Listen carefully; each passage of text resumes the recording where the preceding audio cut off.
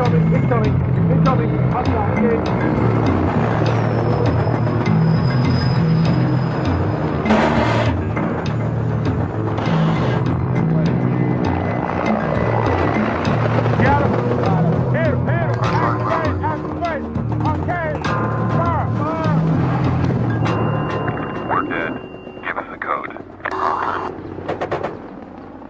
This is the OPFOR War Games base at Fort Polk, Louisiana, USA. OPFOR stands for Opposing Force, an exercise unit that puts 50,000 soldiers through their paces every year. The men who train at Fort Polk are called the Blue Force. Their challenge is to survive 21 days of the most realistic combat scenarios that instructors can throw at them. 3 solid weeks in the field, facing an unpredictable adversary across unknown terrain. Every gun on the battlefield is fitted with a sensor to register hits. Laser tagging for professionals. This is the miles gear, and every soldier have the miles gear on. They also have it on their helmets. And every weapon system has a laser on it. When the soldier is successfully engaged by some sort of a weapon system, then his miles will go off in a tone. And then that alerts the observer controllers that, in fact, the individual has been hit. At that point in time, he pulls out his casualty card. The casualty card may say that he was killed in action, and in other cases, it may say that he was wounded, and then how he was wounded. Then that gives the medical folks a training aspect so that they can use that in their own training as we conduct the medical evacuation off the battlefield. But every system has the laser systems, the Stinger, and the Avenger has the Miles laser on it, and when successfully engaged, a tone will go off in the Hind helicopter that will alert them that they, in fact, were shot down.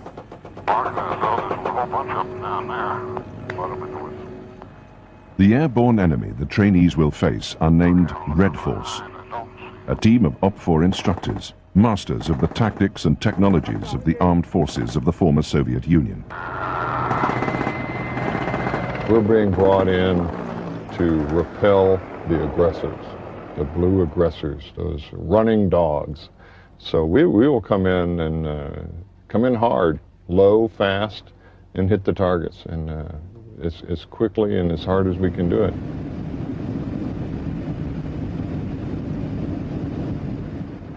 This, by far, is the most fearsome weapon at the Red Force's disposal. An Mi-24 assault helicopter captured from Iraqi troops in the Gulf War.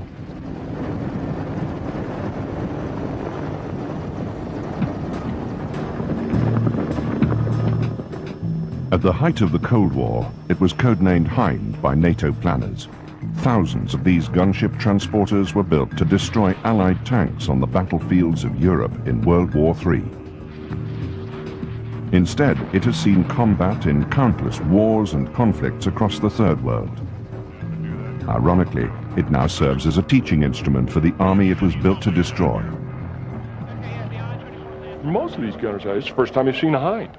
They've seen an Apache, and they know how the Apache attack helicopter works. But this is Hind, it's something different. You know, this thing is going to take a good attack run. It's going to start coming screaming at you, and all of a sudden it break out of the trees, and there it is, and it's shooting the missiles, and it's shooting its machine guns, and then it's gone. The Hind pilots fly in the most heavily armored helicopter gunship the world has ever seen. They're protected by a titanium strongbox of a cockpit, built to withstand point-blank hits from 37mm anti-aircraft shells. The windscreens themselves are bulletproof. Even if the glass was riddled with a .50 caliber machine gun, the 2 pilots would survive and probably complete their mission. The cockpit itself is a large, roomy cockpit. The switches are simple, clearly marked. It's air-conditioned. It's got a nice fan up in front for airflow, keeping it across your face. And in stress, you like to have airflow across your face. It's overpressurized, and it's chemically and biologically filtered air, so you're in a safe environment till you have holes knocked in it. So it's quite a large, comfortable cockpit.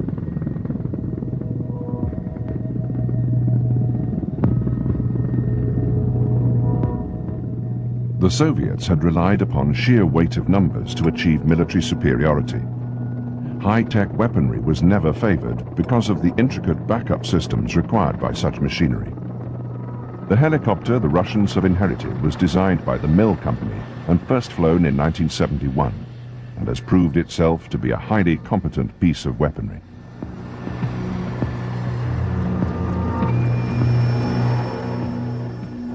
Nearly 2 times larger than America's Apache gunship, the Hind has no real Western counterpart. Soviet military doctrine had combined the speed of an attack helicopter with the size of a transporter. The result was a hybrid larger than most World War II bombers, and at 340 kilometers per hour, the fastest military chopper ever made.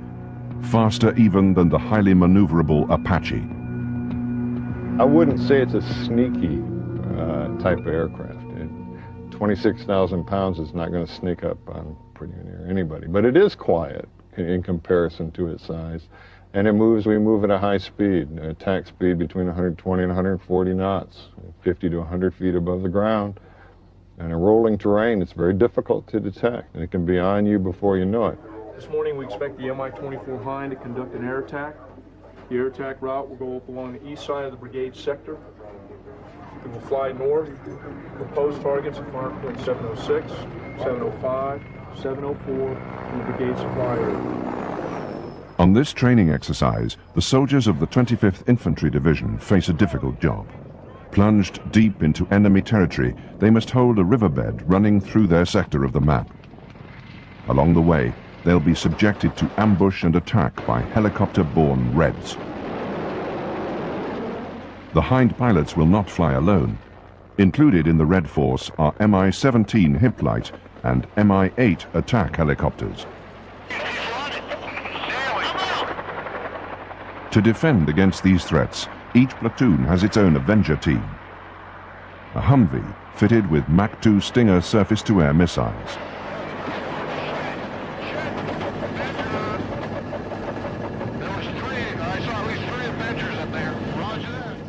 Hind pilots hug the trees, seek their prey, and strike swiftly. This gives each team an average of just 3 seconds to get off a shot.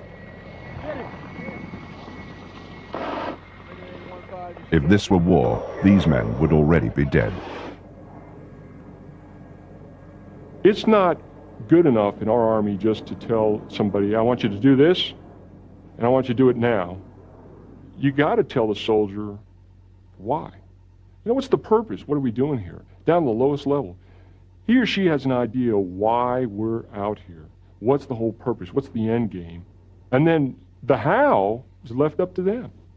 And you trust them that they'll be able to apply that how, but it's the why. Again, I think that's probably one of the things that's unique about our Army. This is definitely the most realistic training that I've ever seen in 14 years in the Army, so this is great. In our home station, we really don't have aircraft that engage back at us, so we'll be on our toes as to more of what we're doing. Okay, he got us.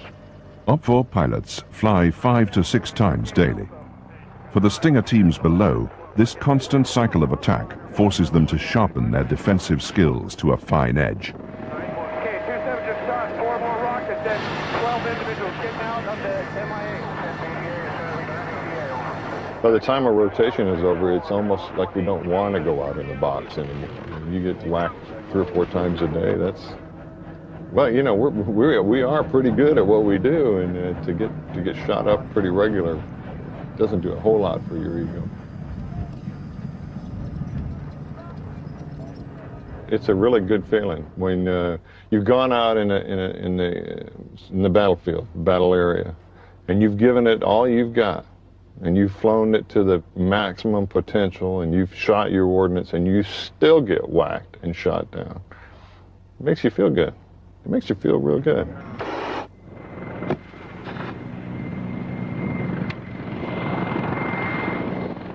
The Hind is adept at training the soldier of tomorrow. Though for thousands of such machines, their past is anything but a bloodless affair. I don't know about this one, but you know, you do wonder who sat in here, and you wonder where they are now, what they're doing now. Would they be surprised if they knew that what the aircraft was doing now? a lot of legacy to a piece of equipment like this that we're not even aware of. You wonder. You wonder.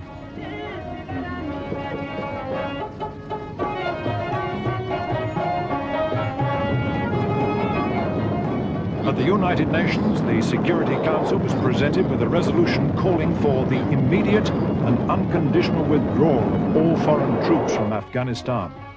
For the Russians, this was not an invasion, just a helping hand to a nation in need. In December 1979, 2 Soviet divisions entered Afghanistan. The communist puppet state installed by Moscow was under siege from the 7 Islamic tribes of the Mujahideen. The Afghans were incensed by a communist-imposed ideology that denied the existence of Allah.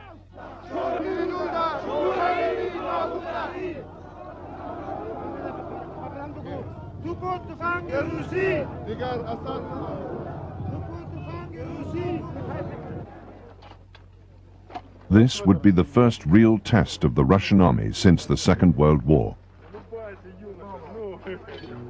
Suddenly seeing all these young conscripts out on the airbase, and they were all 18, 19, 20 years old. They were all trying to grow mustaches. And in a sense, this is like Vietnam déjà vu. In the early years, the Afghanistan war was left unreported in the Soviet-controlled media. In the early 80s, if you thumbed through magazines and newspapers that were covering the war in Afghanistan, basically you get an impression that Soviet soldiers in Afghanistan were raising flowers or picking flowers, or constructing schools or kindergartens, and nothing else. We were briefed by the colonel who still had the Afghanistan dust on his shoulders. He told us, guys, I don't care what the hell did they tell you in Moscow. Now, let's talk about real situation.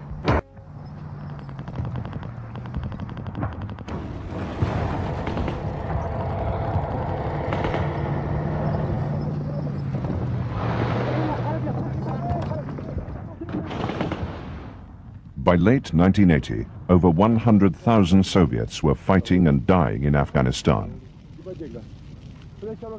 But when the bodies of the dead returned home, families were told that their sons and brothers had perished in training accidents.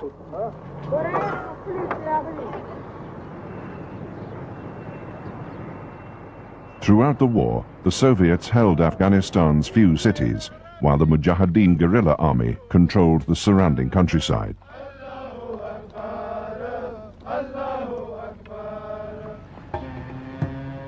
The region is mountainous. Much of the country sits above 3,000 meters. In attempts to project power beyond the cities, the Soviets scattered fire bases across the land.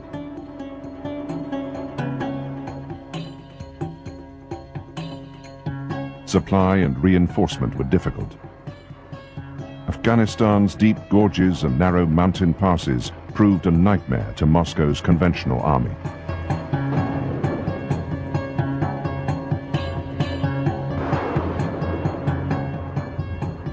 Soviet convoys found themselves under constant threat of sudden ambush by an enemy that was as elusive as it was destructive.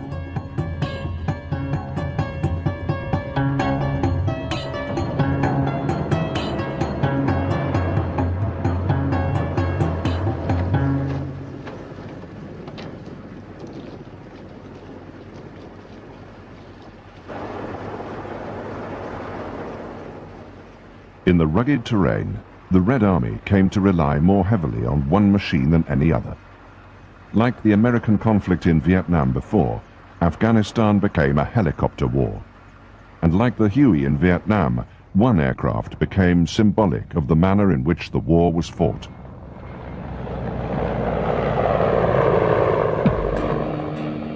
The Hind is powered by twin-turbine 2200 horsepower engines. Its combat range is almost 800 kilometers. The gunner sits in the front seat and the pilot in the rear. The transport compartment can carry 8 troopers, but is more often used to store extra ordnance. The stub wings add 25% more lift in high-speed flight, reduce the chopper's turning radius and can be hung with 4 32-shot rocket pods. In front, the Hind wields a 4-barreled 12.7mm Gatling gun.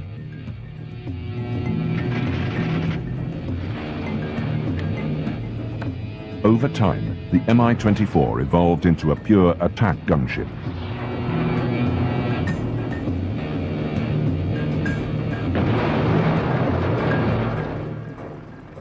It seldom carried troops except in an emergency, and it was usually left to Mi-17s and Mi-8s to evacuate soldiers from the ground.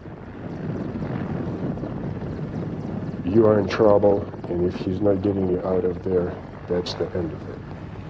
And even when you're on board, you just hold your breath and count all along seconds before you feel that the altitude and probably the distance is long enough so you can slowly exhale and relax. In many ways, the Mi-24 was a product of the American debacle in Vietnam. U.S. Army studies following the war in Southeast Asia concluded that America's Huey helicopter was both underpowered and extremely vulnerable to enemy fire.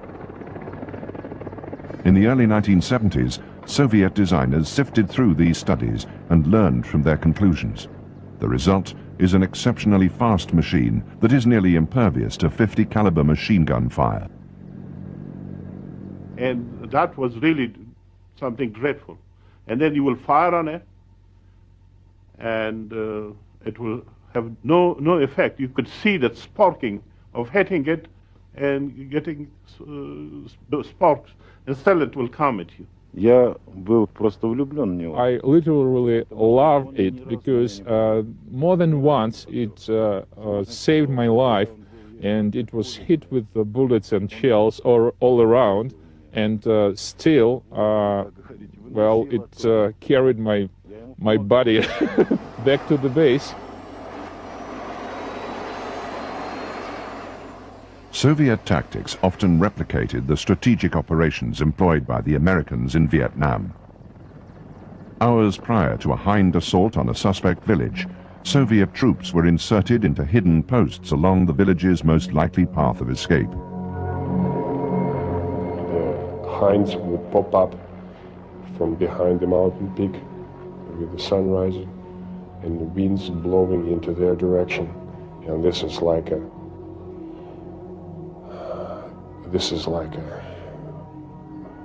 here comes the nightmare.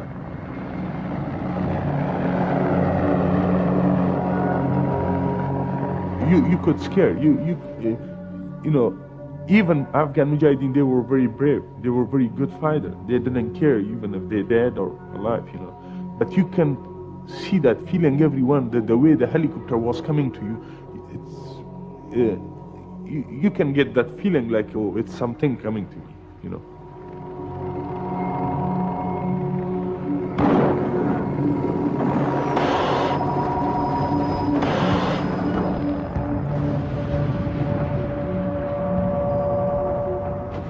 When they fled from the incoming choppers, the Afghans were ambushed as they stumbled headlong into the Red Army paratroopers lying in wait.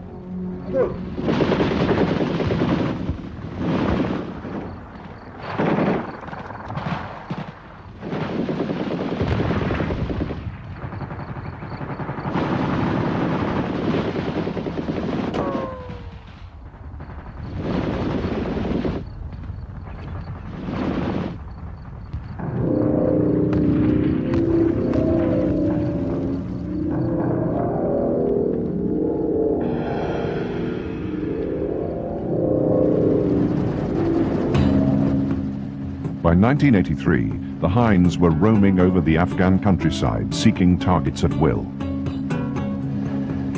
Soviet pilots named themselves the Grey Wolves, while the guerrillas below christened them the Garbak, or the Spectres. We were told that we had free hunting, that we should go off and shoot any people not using official roads.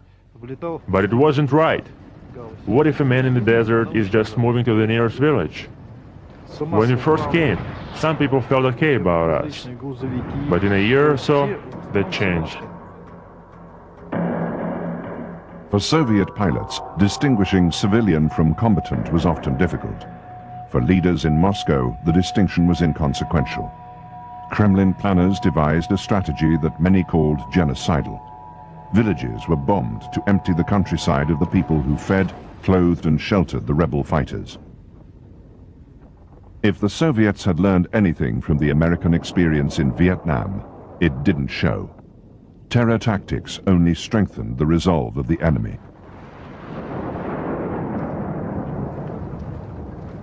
There were incidents where, villages were taken out and just shot or bulldozed. That was a very common one where tanks would just run over bodies. Quite a lot of documentary evidence came out about that. With, children buried alive through bombings, again, deliberate attacks against villages, sometimes as punishment for attacks by the guerrillas. Anything against land, community, faith, and honor calls for fighting to death.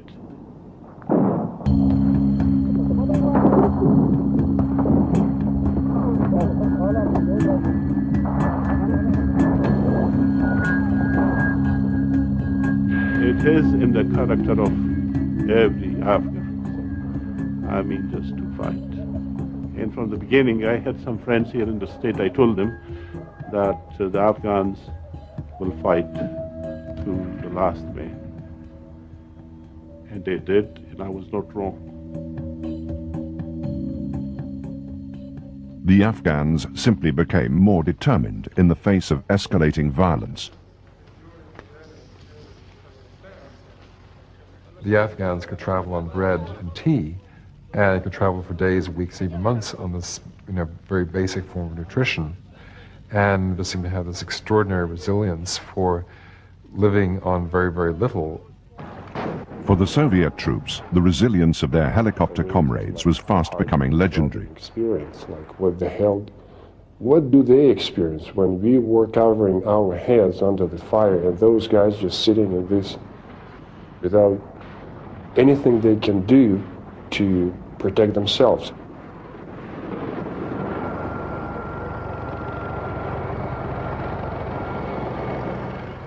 Pilots spent much of their time flying convoy escorts, and over time earned the respect of the troops that they're sent to protect.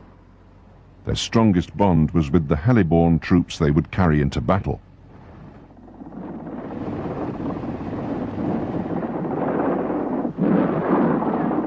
For airborne, it was like between brothers. And I especially respected that they never used their chutes when they were flying us for sorties. So if push comes to shove, we were in the same boat, and they would not take any extra chances to save themselves or to leave us, to just drop us in the deep shit alone.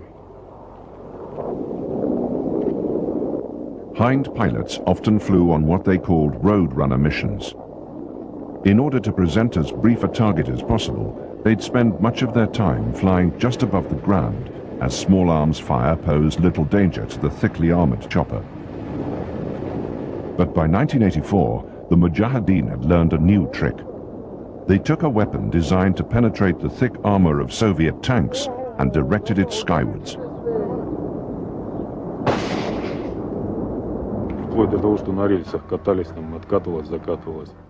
Another unexpected thing we encountered there were the usage of hand grenade launchers against helicopters, which were intended to fire at tanks, but at helicopters at low altitude. They had lots of grenade launchers, and a Mujahid could just raise it and fire at you with a grenade, and there were many cases like that.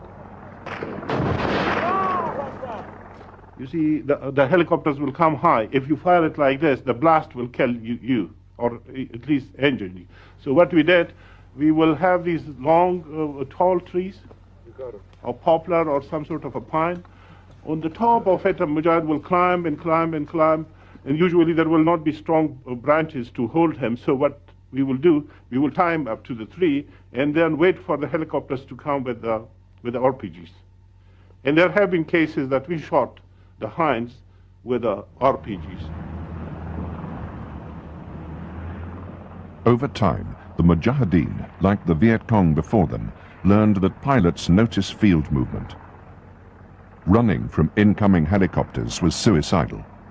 Once the guerrillas stood their ground, it was the Soviets who suffered. Hind pilot Valery Burkov entered combat in Afghanistan just 2 months after his father died flying an Mi-24 mission. Another Mi-24 was shot down, and my father decided to land his chopper and try and save the downed crew. But when he was coming in, his Hind too was hit in the fuel tank. So the helicopter exploded and started to burn. And he was the only one of the crew who didn't manage to get out. He burned up in the machine.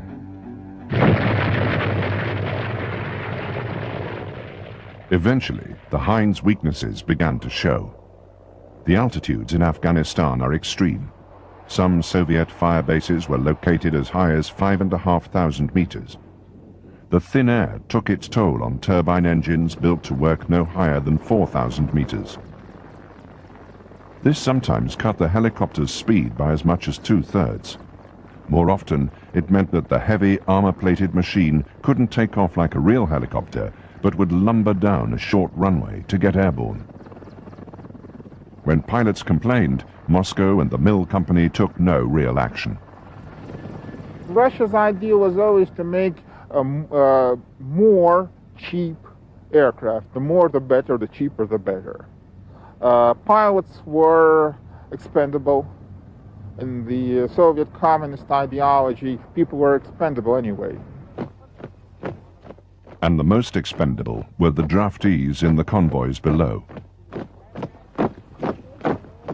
Now, most of these conscripts were non-Russian, ethnic Russian. They tended to be Georgian, Ukrainian, from the Baltic states, Estonians, Lithuanians.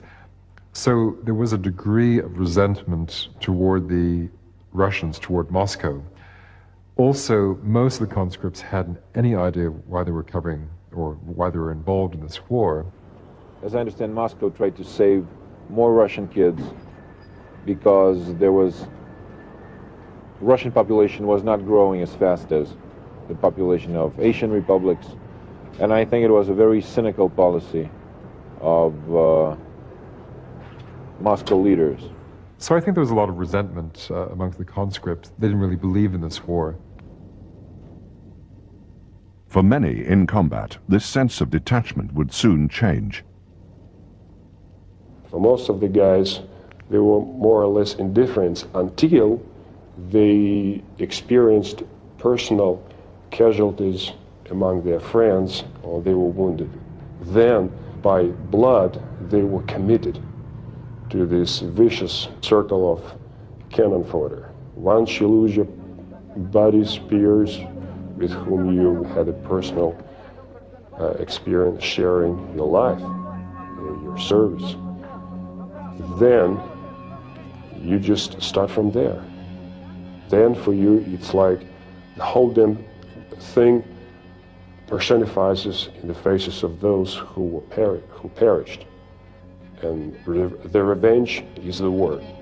That's it. And for them, there is no difficulties, no doubts. It's as simple as that. They killed my buddy. Now you watch me. I think the fear element had grown. I think also the fear element had grown with the Soviets because word did come back of what happened. And if you look at the Soviet propaganda, which a lot of it was probably not that far off the mark, that if you got captured, they would skin you alive. And I always remember this being one particular element, that they would skin you alive, and it did happen.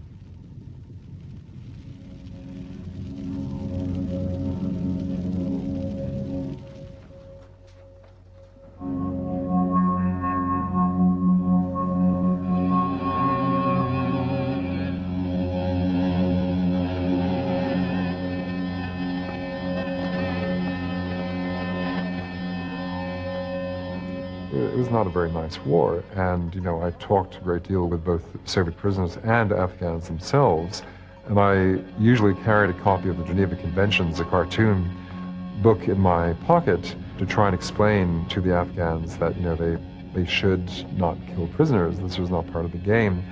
And most Afghans really couldn't see the logic in this. They said, well, you know, if we keep prisoners, we have to feed them, and they're bombing us, they're killing us, so why should we keep them alive? You know, which, you know, was their point of view, and probably from their point of view also, you know, justified if they'd lost loved ones.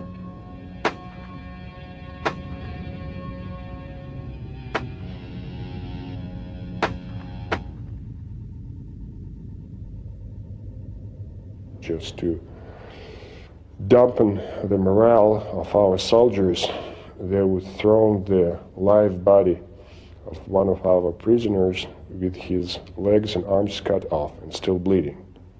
And as soon as the column stops and the guys would check out what the hell is going on, they would put it like in the big box from missiles, and it is open. And then the whole story is just like a wildfire, spreads all along the column.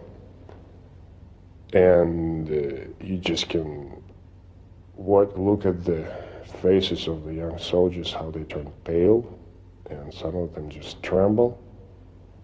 And it's hard to measure to what extent it affects the combat readiness, but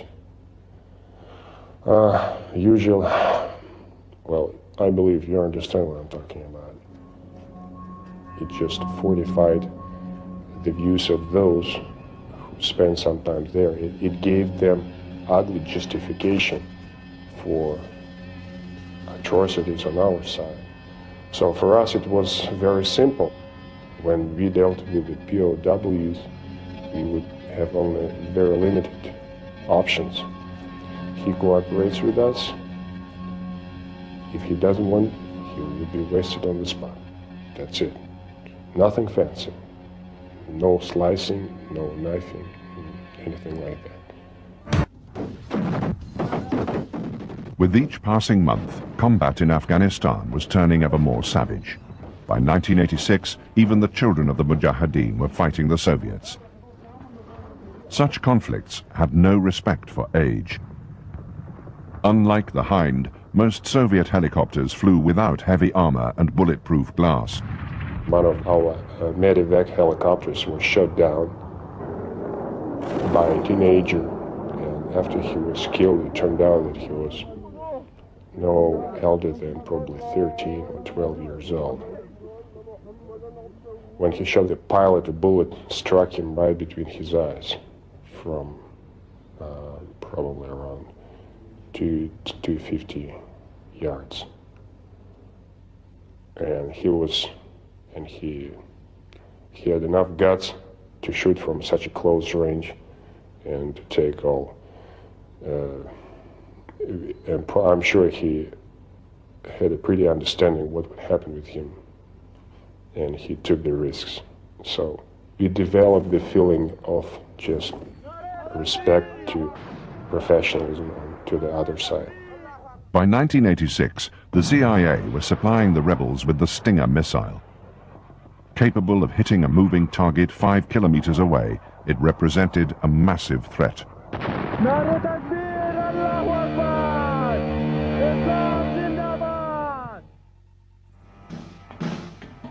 The General Dynamics Stinger weighs just 15 kilograms, flies twice the speed of sound, and can reach aircraft flying 5 kilometers away.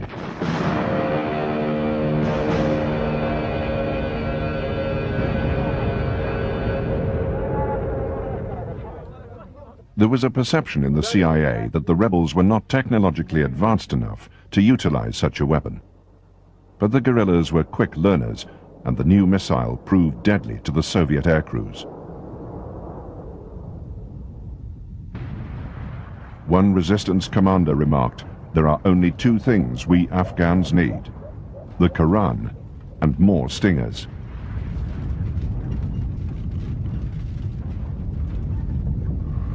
Well, you see, the basis for 10 years of war didn't change, and we used one and the same basis. So However, you would change the routes leading out of the base and back to the base. The directions were still the same. So Mujahids built up fortified positions in the mountains on the general directions of our approach to the airfields and our routes leaving the airfields. And especially when they got stingers, they had people literally sitting with stingers, and if not in a day, then in a month, at this particular point, an aircraft would appear and would be shot at. The most dangerous time was around 1986. We lost a third of our men and a half of all our helicopters. Most of the guys lost were in Mi-8s because they are most vulnerable during landings and takeoffs in enemy territory.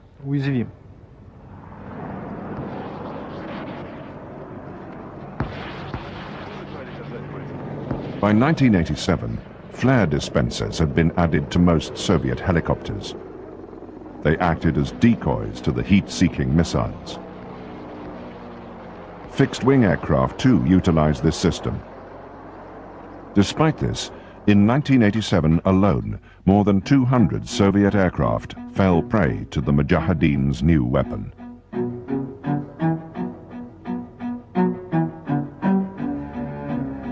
Almost on a daily basis, they would have a glass of vodka filled up with a piece of bread and a candle, and it would be like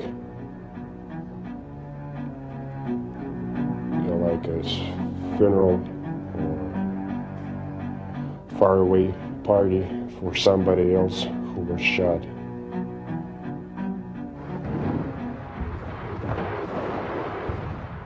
I had the first experience being ambushed, and we had a huge casualty rate, 47 killed, and we had 6 guys who were just bleeding and dying from the wounds, and our 2 medical personnel were killed too. So we didn't have anybody to take care of these wounded guys properly, and we radioed to the base to pick them up. The arrival of the Stinger meant that the helicopters the soldiers looked to for salvation were no longer there when needed. And this is like a waiting situation. I was walking around those guys moaning from their pain, and they would provide the first medical aid, and I was cursing, I was preaching, I was hoping, and there was nothing else we can do about it. And I thought my head would explode trying to pick up the first sounds of the incoming helicopters. This is, I would say, the worst waiting I've ever had in my life. I mean, something I would not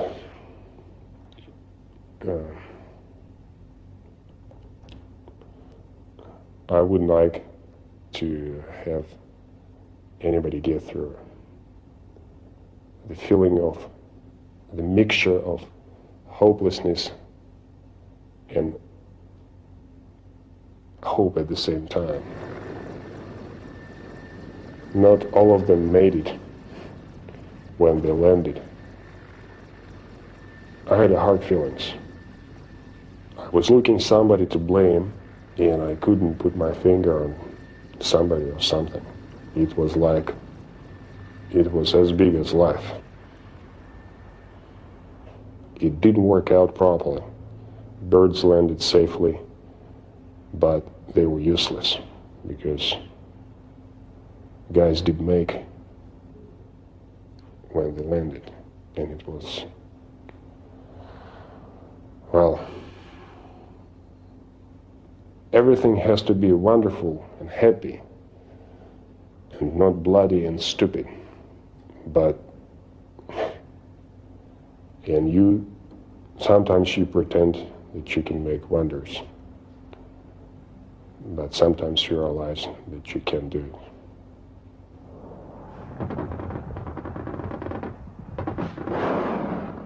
Some in Afghanistan claimed that the Stingers were more of a psychological threat than a physical one.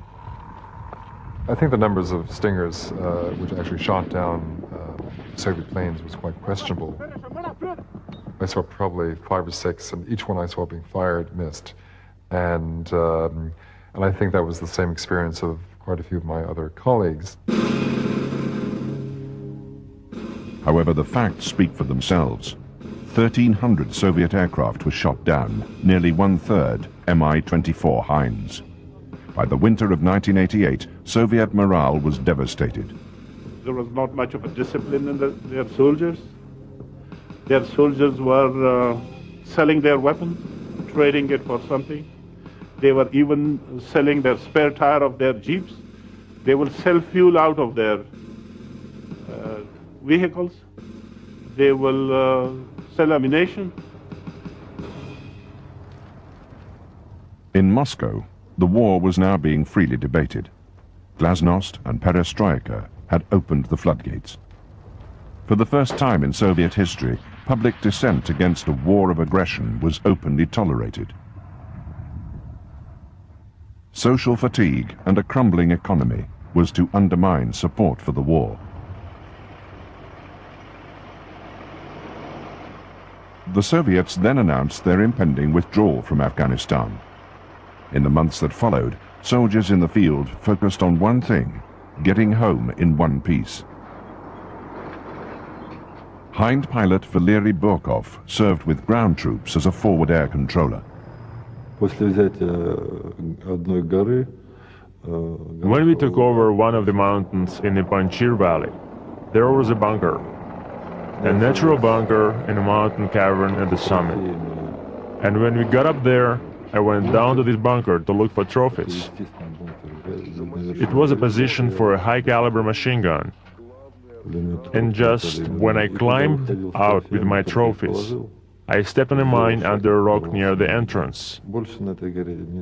It seems it was the only mine on that mountain.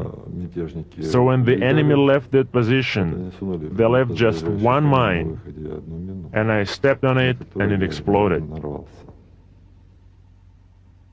Burkov lost both his legs in the explosion. A helicopter carried him to safety, and for this he became a hero of the Soviet Union.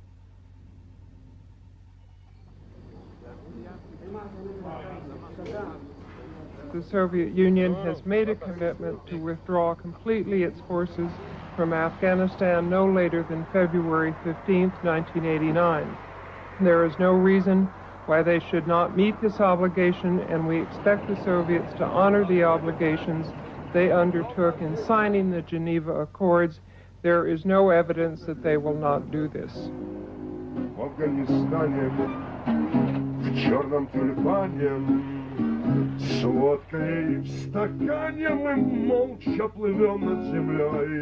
In Afghanistan, for some reason, you immediately became an old man, just right after you were youth. I've seen eyes on young faces, eyes that should belong to very old people, 80 years old, 90 years old. Those kids, what they saw in Afghanistan was beyond normal human experience. And this was reflected in their eyes. It's like, we made it. It's like, from now on, it's R&R till the end of my life. Nothing will be as bad as it was. That's it. Today, a small unit of guardsmen was marched onto the runway of Kabul airport. We were excited that we made it, we were there, we made it, and now we're back home, period. I mean, nothing to worry about. I must tell you that I, as a correspondent in Afghanistan, went through different stages of understanding of what war is all about. In 1986, I thought that we need another 2 or 3 divisions and everything will be okay. In 1987, I thought that even if you send 3 more armies, you'd still lose the war, and that something is deeply wrong here. And in 1989, I basically thought that this was a war that will not only destroy Afghanistan, but basically the Soviet Union. Historically, the Afghanistan war ended as the Soviet Empire began to disintegrate, and there's no doubting that the burden of that conflict contributed to its downfall. The Soviets lost 15,000 troops because of dogmatic principles. As for Afghanistan itself, 1.5 million rebels and civilians have died, and the terror continues with warring tribes fighting over the rubble left by the invading Soviets.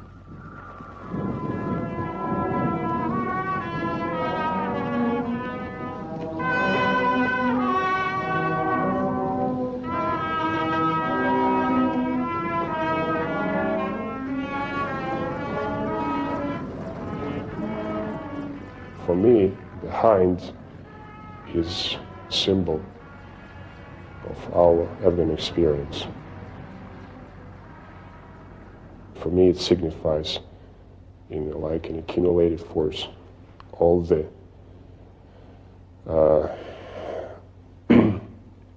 all the brutality and power and of this conflict that we experienced on both sides in Afghanistan.